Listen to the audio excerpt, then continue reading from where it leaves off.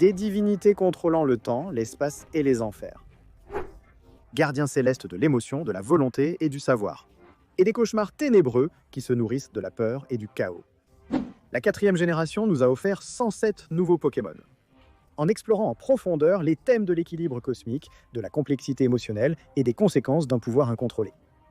C'est une génération où les Pokémon oscillent souvent entre protecteurs et destructeurs, nous obligeant à remettre en question la fine frontière entre le bien et le mal. Alors aujourd'hui, nous partons pour Sinnoh et nous allons classer les 107 Pokémon de la 4e génération, du bon au mauvais. Comme d'habitude, nous commencerons par le Pokémon le plus pur et noble, puis descendrons jusqu'au plus maléfique. Ces Pokémon de la 4e génération sont les bons, et celui qui s'envole avec grâce et bienveillance est Togekiss, le Pokémon jubilé qui est aussi angélique qu'il en a l'air.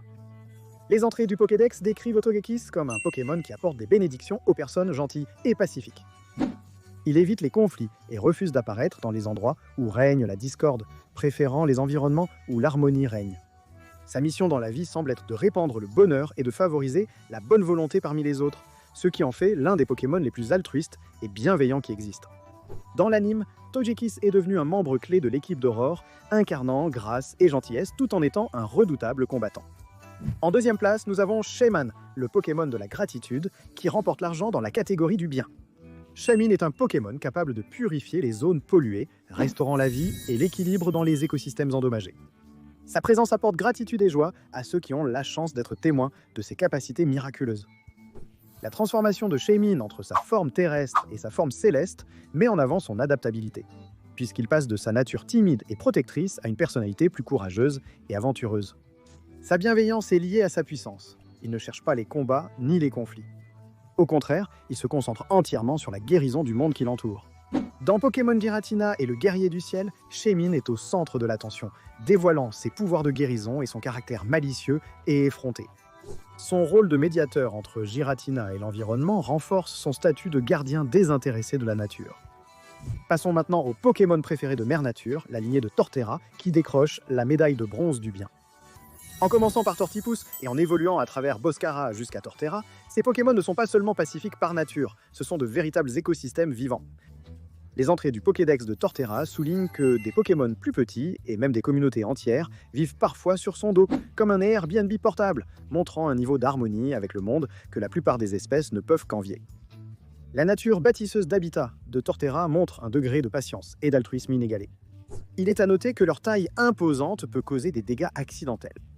Si tu es un Chenipan et qu'un Torterra écrase ta maison en passant, c'est sûrement une journée difficile pour toi. Galam, le Pokémon Lame, incarne la chevalerie, la loyauté et un sens profond de la justice. Galam est décrit comme un Pokémon prêt à tout risquer pour protéger ceux qu'il aime. Ses bras, qui ressemblent à des épées, servent à porter des coups précis et gracieux, mais Galam ne se bat jamais par méchanceté. Au contraire, il ne combat que par nécessité, défendant avec honneur et discipline ses alliés ou son dresseur.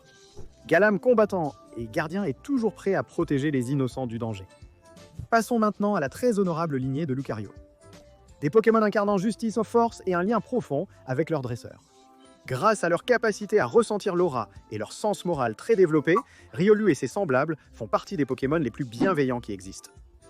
Ce petit combattant est connu pour son énergie joueuse et son grand sens de la camaraderie. Il est décrit comme un Pokémon loyal et plein d'esprit qui tisse des liens étroits avec son dresseur. Lorsqu'il évolue en Lucario, il amplifie toutes les qualités nobles de Riolu. Grâce à sa maîtrise de l'aura, Lucario peut ressentir et communiquer les émotions et les intentions, lui conférant une compréhension quasi surnaturelle du bien et du mal. On le décrit comme un Pokémon qui se bat avec honneur, refusant la déloyauté et protégeant les autres grâce à son immense puissance. Sa loyauté envers son dresseur est inégalée, et il ira jusqu'au bout pour assurer la sécurité et le bien-être de ceux qu'il aime. La lignée de Lucario, c'est ce qui se produit lorsque l'empathie rencontre la puissance. Son rôle dans Lucario et le mystère de Mew a renforcé sa réputation de Pokémon noble et altruiste, lorsqu'il s'est sacrifié pour sauver les autres. Ensuite, nous avons un Pokémon qui dégage une aura de calme et de grâce. Cresselia, le Pokémon lunaire, est l'incarnation des rêves apaisants. Cresselia est un être qui apporte des rêves paisibles, apparaissant souvent lors du croissant de lune pour chasser les cauchemars. On dit que ses plumes sont imprégnées du pouvoir de guérir les troubles liés au sommeil, faisant de lui un attrape-rêve littéral pour ceux qui sont tourmentés par de mauvais présages. Sa rivalité avec Darkrai met encore plus en avant sa nature protectrice. Darkrai cause des cauchemars, mais Cresselia agit comme un contrepoids, aidant les personnes touchées à retrouver la paix. Cette dynamique montre que Cresselia n'est pas seulement réactive, elle cherche activement et élimine les sources de détresse, faisant d'elle une gardienne de la sérénité et du bien-être émotionnel. Nageant jusqu'à nous, la lignée de Manaphy, incluant Féonie, sa préévolution, symbolise l'harmonie et le lien avec la nature. Manaphy est un Pokémon qui peut créer des liens avec tout être vivant, un trait qui souligne son rôle de nourricier et de protecteur. Son don unique de connexion avec autrui transcende la simple communication. Il incarne une profonde compréhension de la vie et favorise la coopération. Son statut de prince de la mer met encore plus en valeur son rôle de gardien de l'harmonie océanique. Féonie, bien que moins puissant, suit les traces de Manaphy, passant sa vie à voyager à travers les océans et incarnant la paix et la sérénité. Vient ensuite Azelf, le Pokémon de la volonté, et le membre le plus proactif du trio légendaire des lacs. En tant qu'incarnation de la volonté, Azelf est censé insuffler aux humains et aux Pokémon la détermination d'agir et la résolution d'aller jusqu'au bout des choses. Contrairement à ses homologues plus réservés, sa légende met en avant son rôle de protecteur. On dit qu'il immobilise ceux qu'il menace, lui ou son lac, mais seulement en dernier recours. Sa capacité à se défendre sans tomber dans une agressivité inutile en fait un symbole de force tempéré par la retenue. Ensuite, nous avons la lignée de Roserade. Rose-Bouton, cette jeune pousse, est aussi inoffensive que possible pour un Pokémon. Ses entrées dans le Pokédex le décrivent comme une créature timide et douce qui s'épanouit par temps ensoleillé, libérant du pollen pour se protéger. Et ensuite, nous avons Roserade, une évolution et une transformation spectaculaire pour cette lignée. Elle ne se contente pas de combattre, elle fait le spectacle. Le Pokédex souligne son expertise dans le maniement de fouets empoisonnés et ses attaques précises, la rendant aussi mortelle que magnifique. Ensuite, nous avons Pachirisu, le Pokémon écureuil électrique, qui est aussi attachant qu'énergique, une créature joueuse et sociable, qui stocke l'électricité dans sa queue. Il n'est pas agressif par nature, utilisant principalement ses pouvoirs électriques pour se défendre ou lors de compétitions amicales avec ses amis. C'est un Pokémon qui s'épanouit en communauté, partageant son énergie avec les autres et restant proche de sa troupe. Son habitude d'accumuler des objets brillants peut agacer certains dresseurs, mais ce n'est pas malveillant. C'est juste un petit kleptomane curieux avec de bonnes intentions. Ensuite, nous avons la lignée de Luxray.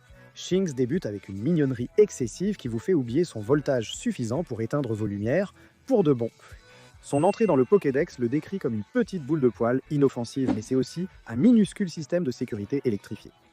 Ensuite vient Luxio, qui est en gros le grand frère rebelle de Shinx. Luxray chasse en meute, utilisant ses pouvoirs électriques pour foudroyer et soumettre ses proies. C'est le prédateur suprême de cette lignée. Ses entrées dans le Pokédex mettent en avant sa vision incroyable, capable de voir à travers les murs pour repérer des proies cachées ou protéger son territoire. Passons maintenant à Happiny. Les entrées du Pokédex décrivent Happiny comme un Pokémon qui adore porter des objets, en particulier des objets ronds qu'il fait passer pour des œufs. Cette habitude est inoffensive, même si elle mène parfois à des situations amusantes quand il prend des objets comme des cailloux ou de petits jouets pour son précieux œuf. Passons maintenant à la lignée d'Infernape, un groupe de Pokémon dont toute la personnalité repose sur une passion ardente et des points furieux. Débutons avec Chimchar, le petit singe de feu qui rend miraculeusement l'incendie criminel mignon. C'est une boule d'énergie généralement inoffensive, sauf si vous la laissez sans surveillance près de quelque chose d'inflammable, ce qui concerne presque tout. Selon le Pokédex, la flamme de la queue de Chimchar ne s'éteint même pas lorsqu'il dort. Chimpenfeu, la phase rebelle de Chimchar, arrive ensuite. Plus fort et rapide, il utilise maintenant la flamme de sa queue comme une réelle arme. Selon le Pokédex, ce singe ninja enflammé déstabilise ses adversaires grâce à ses flammes et son agilité. Enfin, nous avons Simiabraz, le Pokémon qui semble tout droit sorti d'un film de Kung-Fu, mais qui a oublié d'éteindre sa chevelure en feu. C'est de l'intensité pure, avec des entrées du Pokédex qui louent à sa vitesse folle, ses prouesses au combat et son aptitude à tout réduire en cendres. Le Simiabraz de Sacha illustre parfaitement la loyauté et l'évolution de cette lignée. Wistikram maltraité, il a évolué grâce à Sacha en Chimpenfeu puis en Simiabraz redoutable, aussi habile avec ses poings qu'avec ses flammes. Les entrées du Pokédex soulignent l'aptitude unique de Philali à réaliser la photosynthèse, à l'instar d'une plante. Il génère de l'air pur et frais, purifiant son environnement simplement par sa présence. Son mode de vie est fondamentalement non violent, car il préfère se prélasser au soleil et vivre de la photosynthèse plutôt que de chasser pour se nourrir. Le lien de Philali avec la nature transparaît dans sa personnalité. Il est doux, attentionné et s'intéresse davantage à maintenir l'équilibre qu'à s'engager dans des combats inutiles. Puis vient Dialga, le Pokémon temporel et maître du temps. En tant qu'incarnation de la mécanique de l'univers, Dialga sert de gardien de l'ordre et de la continuité, bien que sa puissance immense et son potentiel de destruction ajoutent une certaine complexité. Dialga est le Pokémon qui contrôle le temps, garantissant le bon déroulement du passé, du présent et de l'avenir. Le temps a débuté avec la naissance de Dialga, établissant son rôle fondamental dans l'existence. Contrairement à son homologue, Palkia, la légende de Dialga le présente comme plus passif et observateur, agissant pour préserver le temps, plutôt que pour affirmer sa domination. Cependant, bien qu'essentielle, la capacité de manipuler le temps comporte le risque de conséquences dévastatrices si mal utilisées. Le calme de Dialga contraste avec le chaos qu'il pourrait déclencher s'il était corrompu. Son rôle en tant que Dialga primal dans Pokémon Donjon Mystère, explorateur du temps, de l'ombre et du ciel, offre un aperçu de son potentiel destructeur lorsqu'il est influencé par des forces extérieures. Bien que cela ne soit pas son état naturel, cela rappelle les dangers inhérents à une telle puissance écrasante. Ceribou ouvre la voie à la lignée florissante de Cherim dans le classement. Ce petit Pokémon cerise est totalement inoffensif. Les entrées du Pokédex mentionnent son amour pour la lumière du soleil et expliquent que le petit fruit qui y est attaché contient des nutriments qui l'aident à grandir. Ensuite vient Ceriflore, qui a deux formes différentes en fonction du temps. Partant nuageux, il reste sous sa forme couverte, telle une fleur fermée et grincheuse. Mais quand le soleil apparaît, il se transforme en sa forme ensoleillée, débordant d'énergie et répandant la joie autour de lui. Passons à la lignée de Bastiodon. Commençons par Dinoclier, un petit Pokémon cuirassé qui donne l'impression de porter un casque 2 fois trop grand pour lui. Selon le Pokédex, Dinoclier est doux et défensif, passant ses journées à creuser pour se nourrir et éviter les combats. Ensuite, au sommet, il y a Bastiodon qui devient un véritable mur ambulant.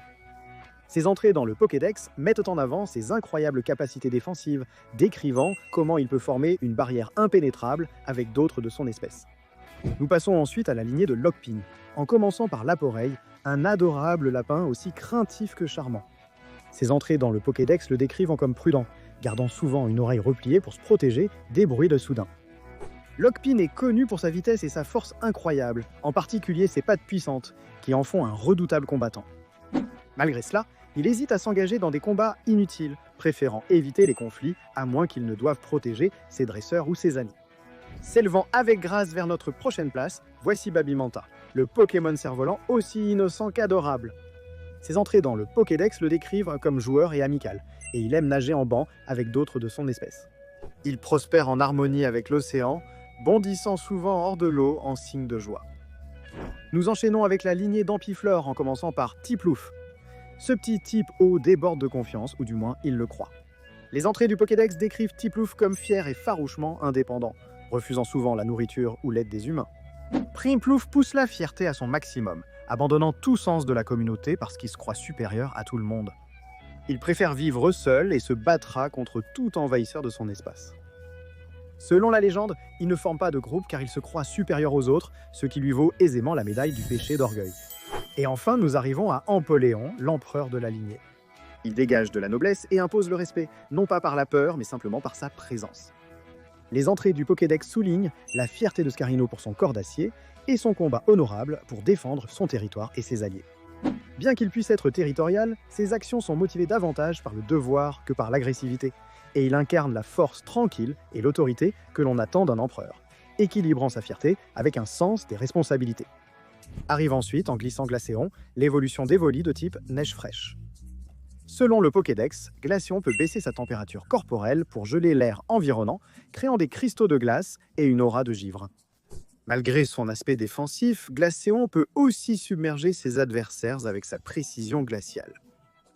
Nous poursuivons avec la lignée de Flotajou, en débutant par Mustéboué, le Pokémon fouine de mer joueur et plein d'énergie.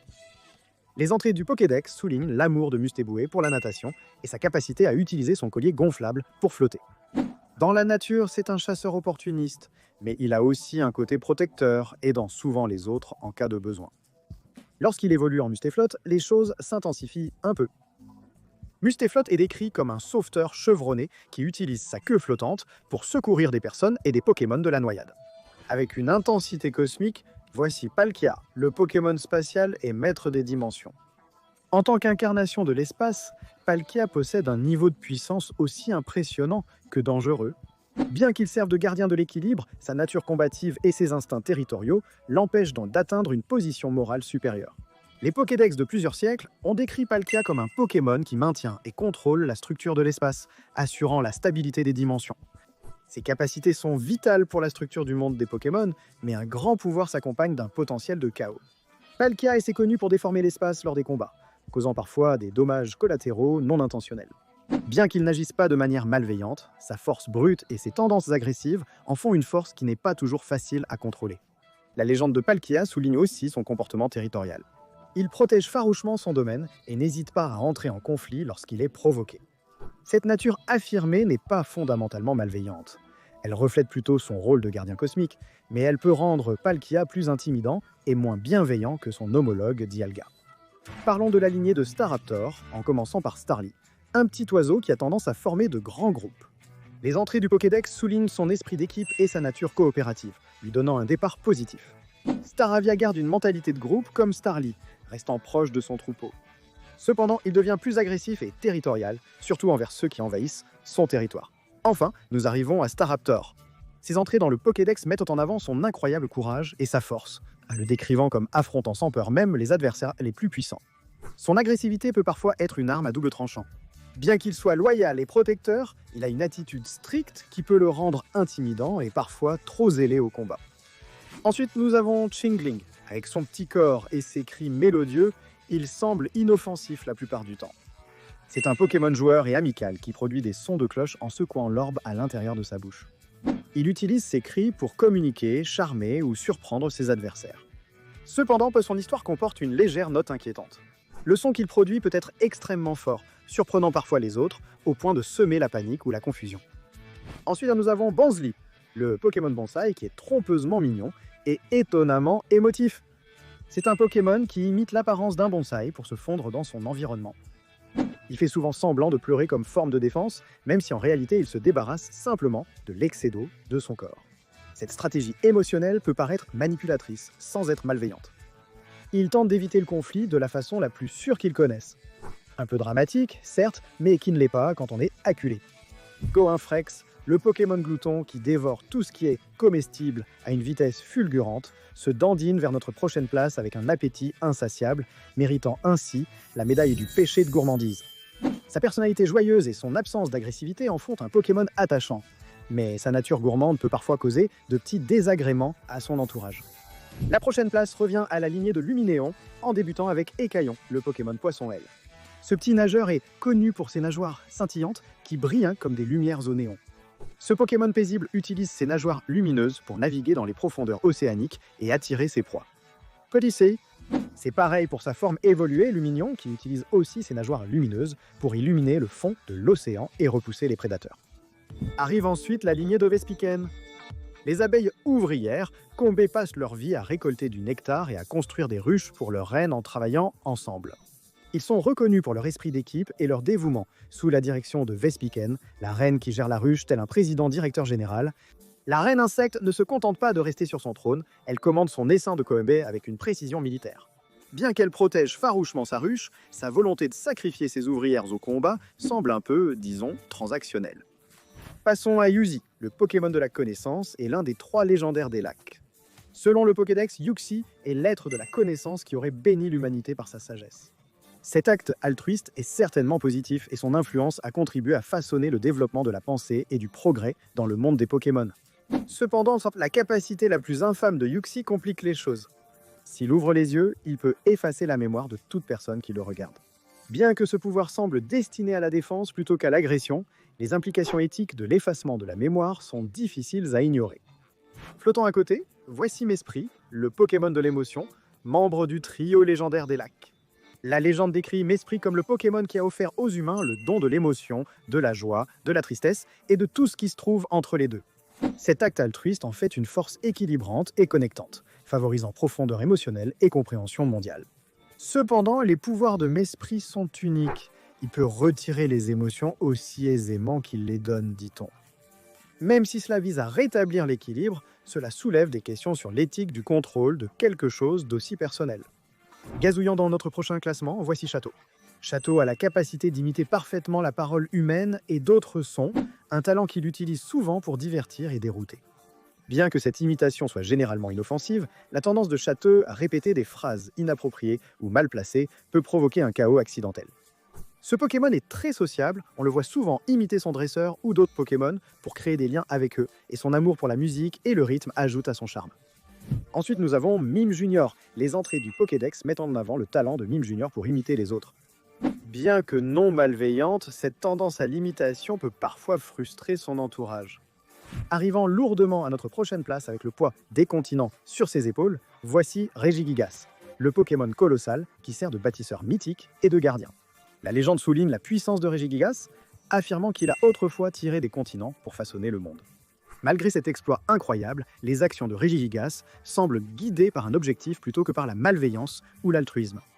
Son rôle de chef des Regititans souligne son importance en tant que stabilisateur, mais sa nature mystérieuse et distante rend difficile de le classer comme purement bon ou mauvais. Il est souvent représenté comme lent à agir, nécessitant du temps pour se réveiller ou utiliser pleinement sa puissance. Bien que symbolisant la prudence, cela renforce aussi son statut de figure passive et neutre. Voici maintenant la lignée de Bibarel, un Pokémon à la fois travailleur et incroyablement maladroit. Nous commençons avec Kenotor, une créature industrieuse et simple, dotée de nerfs d'acier et de dents assez solides pour ronger à peu près n'importe quoi. Kenotor profite honnêtement de la vie en mâchouillant des rondins, construisant des barrages et faisant de son mieux pour suivre le rythme. Nous décernons la médaille du pêcheur de Darwin à Kenotor, car son comportement maladroit et son manque d'instinct de survie en ont fait le bouffon attachant du monde des Pokémon. Et puis il y a Castorno, qui reprend la nature travailleuse de Kenotor et y ajoute une touche de style. Par touche de style, il devient un véritable outil multifonction ambulant. Selon le Pokédex, Castorno est un Pokémon calme et fiable, excellent pour construire des barrages et très utile aux dresseurs devant transporter de lourdes charges. Cependant, il est aussi connu pour inonder par inadvertance des zones avec ses barrages, causant des problèmes aux humains et aux Pokémon. Ensuite, il y a Scorvol, la chauve-souris espiègle au sourire acéré. Ses entrées dans le Pokédex le décrivent comme un prédateur nocturne qui plane silencieusement dans la nuit, chassant ses proies avec ses pinces et crocs acérés comme des rasoirs. Ce comportement prédateur peut paraître dur, mais il est instinctif et non cruel. Passons à la lignée de Tritosor. Sankoki est un petit Pokémon limace mignon et inoffensif. Les entrées du Pokédex soulignent son amour pour les milieux aquatiques et ses formes régionales uniques, avec les variétés de la mer de l'Est et de l'Ouest, arborant des couleurs distinctes. Lorsqu'il évolue en Tritosor, il devient une version légèrement plus grande et plus visqueuse de lui-même, abandonnant complètement la coquille. Il aime les habitats boueux et il a la capacité de régénérer les parties de son corps perdues. Il est décrit comme paisible et non agressif, mais sa tendance à sécréter une substance visqueuse peut le rendre un peu gênant. Arrive ensuite la lignée Trinity Motim. Trinity est un Pokémon qui accorde plus d'importance à la mode que la majorité des dresseurs. Il peut adapter sa cape à son environnement, utilisant feuilles, sable ou déchets pour se protéger. S'il évolue en femelle, on obtient Chenizel, la plus grande casanière du monde Pokémon. Elle conserve sa cape de Trinity et la solidifie en l'une des 3 formes, cape plante, cape sable ou cape déchet. A l'inverse, s'il évolue en mâle, il devient Papillord et il se débarrasse complètement de sa cape pour devenir un charognard volant, traquant de la nourriture et volant le miel des Apitrini sans méfiance. Et voilà pour les points positifs, passons maintenant à un terrain plus neutre. Ces Pokémon de la 4e génération ont un statut ambigu. Faisant son entrée dans le classement, Ambipom, le singe espiègle qui est aussi malicieux qu'ingénieux. Avec ses mains en forme de queue et sa nature joueuse, il s'épanouit dans le chaos, mais généralement inoffensif. Il utilise ses 2 queues pour tout, du toilettage aux pitreries à grande vitesse. Intelligent et adaptable, on le voit souvent dans la nature faire des tours ou utiliser ses queues pour déjouer ses adversaires. Il ne cherche pas à créer des problèmes, mais s'ennuie très vite, ce qui mène à des farces incessantes.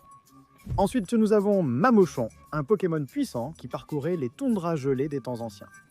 Sa taille et sa force impressionnante en font une force redoutable, et sa capacité à lancer des attaques glacées dévastatrices garantit qu'il n'est pas facile à battre en combat. Ensuite vient Heatran, le Pokémon d'Homme de Lave, force primordiale et gardien ardent. Le Pokédex souligne le lien de Heatran avec le volcanisme, insinuant son rôle dans l'équilibre géologique. Son comportement reste purement instinctif, défendant ardemment son territoire enflammé avec agressivité et une chaleur intense. La prochaine place revient à Elekable, le Pokémon Foudre. Elekable possède une puissance électrique immense, capable d'alimenter des villes entières ou de griller tout ce qui a le malheur de s'approcher trop près. Bien que cette énergie immense soit la preuve de sa force, elle peut aussi provoquer un chaos involontaire. Ensuite, nous avons Lickilicky, surtout connu pour sa langue célèbre, qui l'utilise pour une variété de tâches étranges et quelque peu dérangeantes, allant du nettoyage à la capture de proies. Bien que ce comportement ne soit pas fondamentalement mauvais, il est indéniablement étrange. Sa langue couverte d'une salive collante constitue un outil efficace, quoique répugnant, pour immobiliser ses ennemis. Ensuite vient la lignée de Rampardos. Crénados le premier est une petite boule de démolition téméraire et sans retenue. Son Pokédex mentionne son crâne épais et son amour pour briser des rochers. Puis il évolue en Rampardos, qui pousse la mentalité du frapper d'abord à un niveau apocalyptique. Ce Pokémon est un véritable tank ambulant capable de tout détruire sur son passage selon le Pokédex. La lignée de Kricketune arrive dans notre sélection, débutant avec Krikettot, un petit Pokémon insecte qui secoue sa tête pour produire des sons. Les entrées le dépeignent comme une petite créature maladroite, trébuchant souvent en essayant de faire de la musique, tel un enfant apportant un kazoo pour le présenter en classe. Ensuite, il évolue en Kricketune, passant du musicien timide à un véritable violoniste, avec ses bras emblématiques en forme de faux. Il est connu pour sa capacité à créer des mélodies, mais si vous entendez le concert d'un Kricketune sauvage, c'est probablement un avertissement de rester à l'écart. Ensuite, nous avons Magmortar, un Pokémon capable de lancer des boules de feu depuis ses bras en forme de canon, atteignant des températures de 3600 degrés Fahrenheit. Cette puissance est à la fois impressionnante et incroyablement dangereuse. Ces attaques peuvent causer des dégâts collatéraux, surtout à l'état sauvage, faisant de Magmortar l'incarnation de la puissance de feu sans aucune finesse. Passons à la lignée de Hippodocus, en commençant par Hippopotas. Cette petite créature qui crache du sable est plus excentrique que menaçante, et elle adore se rouler dans le sable ainsi qu'expulser du sable par ses narines. Le Hippodocus est un Pokémon massif et puissant, invoquant de violentes tempêtes de sable pour défendre son territoire. Il est décrit comme farouchement protecteur de son territoire, chassant fréquemment les intrus. Vient ensuite Tarinorm, qui a un nez un peu trop proéminent et qui possède la capacité de manipuler les champs magnétiques, contrôlant ses 3 mini-nez pour attaquer et se défendre. Ce pouvoir est impressionnant, mais ni agressif ni altruiste. C'est une réaction défensive naturelle, suivie par la lignée de Blizzardroy. En commençant par Blizzy, le Pokémon arbre gelé, cette petite créature ressemblant à un pin est étonnamment amicale pour un habitant des climats froids, et elle aime interagir avec les humains et est curieuse de son environnement. Mais lorsqu'il évolue en Blizzardroy, il devient beaucoup plus intimidant. Connu sous le nom de Pokémon arbre gelé, il commande de puissantes tempêtes de neige et est farouchement territorial, chassant souvent les intrus de son domaine glacé. Passons maintenant à Vortante, un Pokémon qui attire ses proies avec son doux parfum avant de les croquer avec ses puissantes mâchoires. Malgré ses habitudes alimentaires intimidantes, la personnalité de Vortante est souvent présentée comme comique et même affectueuse dans l'anime. Passons à Boule de Nœud, un Pokémon qui utilise ses lianes pour attraper ses proies ou se défendre. Même si ce comportement est instinctif, ses méthodes peuvent paraître trop agressives ou intrusives. On dit que les lianes de Boule de Nœud poussent sans fin si on les coupe, ce qui pourrait expliquer son approche parfois chaotique pour résoudre les problèmes. Il ne prend pas le temps de réfléchir, il attrape simplement. Tournoyant comme un objet volant non identifié aux intentions douteuses, Magnézone est un Pokémon qui émet de puissantes ondes électromagnétiques, capables de perturber les appareils électroniques et d'attirer d'autres Pokémon vers lui. Bien qu'il ne cherche pas à causer du tort intentionnellement, son aura électromagnétique peut involontairement semer le chaos autour de lui. Il est également connu pour adopter des comportements étranges et apparemment inexplicables, comme rester en suspension au même endroit pendant des jours, ou suivre des signaux non identifiés. Une autre lignée de Pokémon dotée d'une aura mystérieuse est celle de Bronzong. Commençons avec Bronzor, un mystérieux Pokémon miroir flottant et silencieux. Selon le Pokédex, tout à fait, est d'origine ancienne et se trouve fréquemment dans les ruines et les grottes.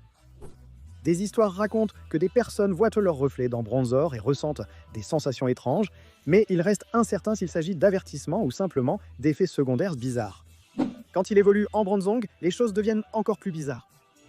Des siècles de récits le décrivent comme un Pokémon mystique associé à l'invocation de la pluie et à la protection des récoltes dans les temps anciens. Cependant, il est aussi lié à des mythes plus sombres, notamment des histoires où il aurait été utilisé dans des rituels ou causé des disparitions. Ensuite, la lignée de Pérugly arrive avec la grâce d'un chat domestique mécontent. Chaglam, ce petit félin, est un véritable contraste vivant. Chaglam est capricieux et lunatique, passant de l'affection à la froideur en un clin d'œil. Ses tendances manipulatrices en font un compagnon difficile. Il ronronne doucement pour inspirer confiance, puis sort les griffes quand les choses tournent mal pour lui. Puis vient Pérugly, qui augmente l'agressivité et l'arrogance. Ce félin massif utilise sa taille et sa force pour intimider les autres, prenant souvent le contrôle du territoire et forçant les Pokémon plus faibles à partir. Selon le Pokédex, Miaous est égoïste et dominateur, utilisant sa queue pour affirmer son autorité. Dans les jeux, la commandante de la Team Galaxy, Mars, utilise un Chaffreux comme son atout principal, incarnant ainsi les traits dominateurs et agressifs de cette espèce. Yanmega entre en scène. Le Pokédex décrit Yanmega comme un prédateur redoutable, abattant ses proies avec ses puissantes mâchoires et ailes tranchantes. Avec sa vitesse fulgurante et sa vue perçante, il traque et tend des embuscades à ses cibles, faisant de lui un redoutable prédateur. Notre prochaine place revient à Rifurieur, le Pokémon perceur, un véritable tank ambulant capable de lancer des rochers et même des racailloux depuis les trous dans ses paumes. Bien que cette capacité soit impressionnante, elle est aussi un peu dérangée. Lancer des Pokémon vivants comme projectiles n'est pas vraiment un exemple de responsabilité morale. Voici la lignée de Garchomp, un requin terrestre déchirant sa proie lors de ses missions. Nous commençons avec le petit mais coriace Gricknot, qui était joueur, mais un peu trop brutal dans ses pitreries. Il adore mordre des choses, des rochers, des adversaires, même les jambes des dresseurs. Et même s'il ne veut pas faire de mal, son enthousiasme débordant provoque souvent des blessures accidentelles. Ensuite vient Karmash, qui évolue vers une forme un peu plus raffinée mais toujours très prédatrice. Il est territorial, accumule des objets brillants et peut parfois les voler à d'autres. Enfin, il y a Karchakrok, l'ultime prédateur de cette lignée. Le Pokédex souligne la vitesse effroyable et la férocité de Karchakrok, capable de poursuivre ses proies à des vitesses d'avion à réaction. Il est décrit comme protecteur de son territoire et loyal envers son dresseur, mais il n'hésite pas à utiliser sa puissance écrasante pour dominer ses adversaires ou tout ce qui se trouve sur son chemin. Passons au sourire venimeux de la lignée de Coatox. Cradopo, le Pokémon bouche toxique, peut sembler comique au premier abord, mais ses entrées dans le Pokédex racontent une histoire bien plus sinistre. Il stocke du venin dans ses poches, joue pour empoisonner ses proies ou repousser les menaces. Puis il évolue en Coatox, devenant nettement plus mortel. Coatox, un prédateur féroce, utilise ses griffes venimeuses pour paralyser ses proies avant de les tuer. Il est également connu pour stocker des toxines puissantes dans sa gorge, prêt à les libérer sur tout ce qui croise son chemin. Parlons maintenant de la lignée Moufleur. Commençons par Moufouette, le Pokémon Moufette qui est petit, bagarreur et toujours prêt à empester une situation. Il peut pulvériser un liquide nauséabond pour se défendre contre les menaces. Et puis il y a Mouflair qui porte la puanteur de Moufouette à un tout autre niveau. Il a la capacité de pulvériser son liquide nocif jusqu'à 50 mètres, ce qui est impressionnant, mais aussi dégoûtant et terrifiant. Et Mouflair est également décrit comme territorial et agressif, prêt à repousser les intrus avec son puissant jet. Il est fondamentalement sans gêne, dégoûtant et un peu trop prompt à faire monter les conflits. Ensuite, il y a la lignée de Drascor, débutant par Rapion, le Pokémon Scorpion. Cette créature est décrite comme un prédateur patient, qui s'enterre dans le sable pour tendre une embuscade. Sa queue venimeuse et son comportement sournois en font un adversaire naturel dangereux, bien que ses actions soient principalement instinctives. L'évolution en Drascor rend les choses bien plus sérieuses. Connu sous le nom de Pokémon Scorpion Ogre, il est puissant et extrêmement territorial. Et le Pokédex le décrit comme totalement impitoyable au combat, avec un mauvais caractère et une nature agressive. Le prochain à buguer est Porygon Z, qui est le résultat de modifications logicielles expérimentales visant à améliorer les capacités de Porygon 2. Malheureusement, ces améliorations ne se sont pas déroulées comme prévu, causant un comportement erratique et des bugs. Les actions imprévisibles de Porygon Z rendent difficile de cerner ses intentions. Bien que non malveillant, il n'est pas entièrement fiable. C'est comme un programme défaillant qui peut faire planter le système juste parce qu'il le peut. Et surgissant des ombres, tel un spectre lugubre, voici Noctunoir.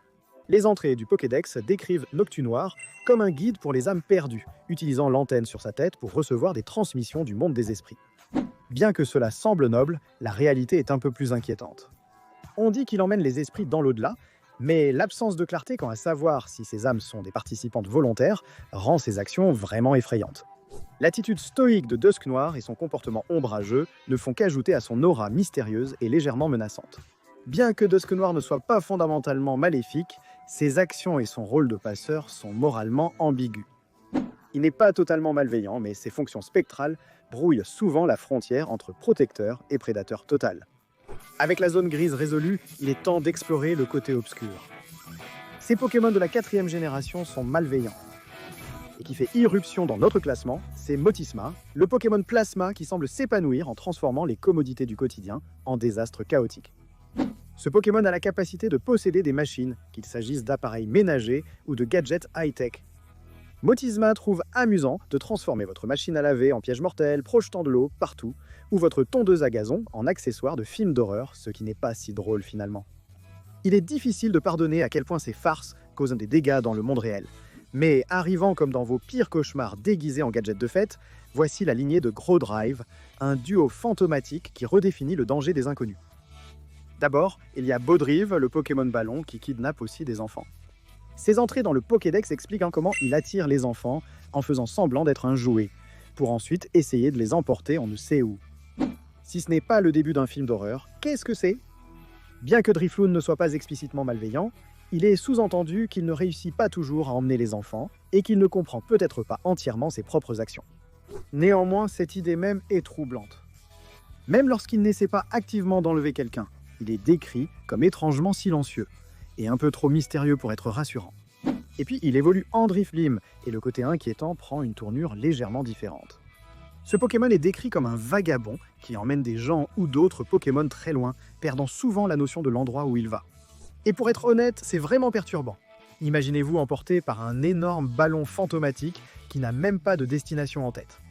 Nous devons décerner la médaille du pêcheur d'envie à Drifblim parce qu'il est jaloux des vivants et essaie de les emporter. Un acte sinistre né de son désir d'échapper à sa solitude. Maintenant, arrivant avec l'assurance d'un parrain de la mafia, voici Corboss. Le Pokédex décrit Corboss comme un Pokémon qui commande des nuées de cornèbres d'une aile de fer, les utilisant pour exécuter ses ordres. On dit qu'il convoque ses sbires d'un seul cri, exploitant souvent leur loyauté à son propre avantage. Qu'il s'agisse de rassembler des objets brillants ou de semer le chaos, les tactiques de Corboss semblent souvent plus égoïstes que protectrices. Nous devons décerner la médaille du pêcheur de cupidité à Corboss, car il est connu pour rassembler des groupes de cornèbres et accumuler des ressources, régnant sur sa mafia avec un appétit insatiable de contrôle. Corboss est un maître manipulateur qui prospère grâce au pouvoir. Mais maintenant, sortant des profondeurs obscures du monde Distorsion, voici Giratina. Le Pokémon renégat est l'une des figures les plus complexes de l'univers Pokémon. Selon les entrées du Pokédex, Giratina a été banni dans le monde Distorsion pour sa violence. Cet acte d'exil donne une image claire. Les pulsions destructrices de Giratina menaçaient jadis l'équilibre qu'il devait préserver. En tant que souverain du monde Distorsion, il supervise un royaume qui défie les lois de la physique, où le chaos règne en maître. Son rôle là-bas semble moins consister à causer du tort qu'à s'assurer que le chaos reste contenu. Une tâche essentielle, mais quelque peu préoccupante. Ses apparitions dans Pokémon Platine et d'autres médias suggèrent une créature animée par la colère et le ressentiment, mais pas sans but. Giratina n'est pas maléfique, il s'oppose aux menaces contre l'équilibre, comme les affrontements de Dialga et Palkia concernant le temps et l'espace. Cependant, ses méthodes impliquent bien souvent la destruction et la peur, ce qui en fait un allié inquiétant même lorsqu'il se bat pour le bien commun. Les deux formes de Giratina reflètent sa nature complexe. Sous sa forme modifiée, il incarne son rôle de souverain du monde Distorsion, lent et réfléchi. Sous sa forme originelle, il est plus serpentin et agressif, révélant sa puissance brute et son caractère imprévisible. Les deux formes mettent en avant son immense potentiel de dévastation, même si ses intentions sont parfois nobles. Nous devons lui attribuer la médaille du pêcheur de la colère, car son passé violent a conduit à son bannissement, et même dans le monde Distorsion, sa rage reste une force destructrice. Giratina est un paradoxe, à la fois protecteur et destructeur, banni mais nécessaire. Son passé violent et son allure imposante en font une force moralement ambiguë qui penche davantage vers le danger que vers le salut. Mismagius fait une entrée inquiétante dans notre classement, et même s'il est légèrement moins sinistre que son pré-évolution, l'obscurité de ce Pokémon persiste toujours. Revenons à Mysterivus, le fauteur de troubles fantomatique qui se nourrit de la peur. Les entrées du Pokédex le décrivent comme se nourrissant de la terreur qu'il provoque. Il utilise ses cris étranges et ses illusions pour effrayer les humains et les Pokémon. Mysterivus ne se contente pas d'effrayer les gens, il cherche activement des occasions de le faire, laissant souvent ses victimes bouleversées émotionnellement. Lorsque Mysterivus évolue en Magirève, le ton change légèrement, mais honnêtement pas assez pour racheter cette lignée. Selon le Pokédex, Magirève peut lancer de puissants sorts qui bénissent ou maudissent en fonction de son humeur. Bien qu'il soit capable d'apporter de la joie, sa tendance à répandre le malheur et le désespoir reste très présente. Magirève semble plus équilibré que Feu-Forêve, mais il est encore enclin à utiliser ses pouvoirs à des fins égoïstes, cruelles ou malicieuses. Ses actions dépendant entièrement de ses caprices, on ne peut lui faire confiance pour agir dans l'intérêt de quiconque. Arrivant ensuite, telle une sculpture de glace de votre pire cauchemar, voici Momartic. Et ne tournons pas autour du pot, Momartic gèle ses victimes et les garde comme trophées. Ce n'est pas un simple instinct incompris, c'est clairement un comportement de méchant.